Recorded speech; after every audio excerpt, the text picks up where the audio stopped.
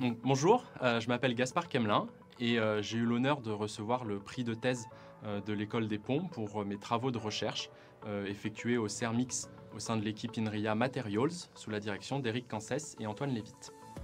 Donc, le sujet de ma thèse, c'était de l'analyse numérique pour la théorie de la fonctionnelle de densité.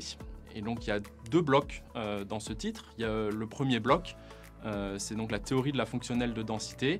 Il s'agit en fait d'un des modèles les plus utilisés aujourd'hui en chimie et physique computationnelle. Et donc en gros, l'idée c'est de simuler sur un ordinateur le comportement de molécules ou de matériaux à l'échelle atomique. Et ça va nous permettre, sans aucune donnée expérimentale, de prédire des propriétés physiques comme par exemple la conductivité d'un matériau.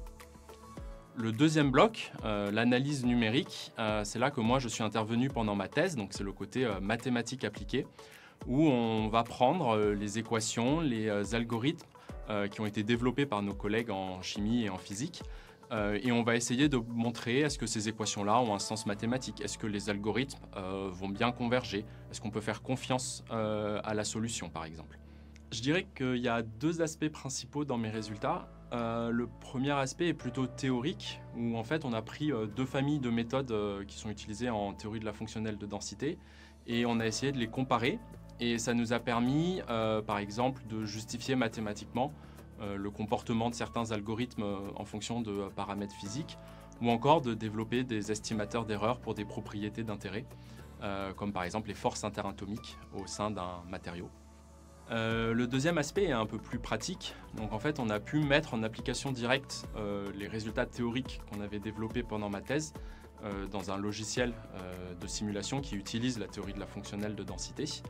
Et donc ça nous a permis de voir une application concrète de mes travaux sur des systèmes d'intérêt réel, comme par exemple un cristal de silicium, sans se limiter uniquement à des modèles joués qu'on utilise souvent en mathématiques.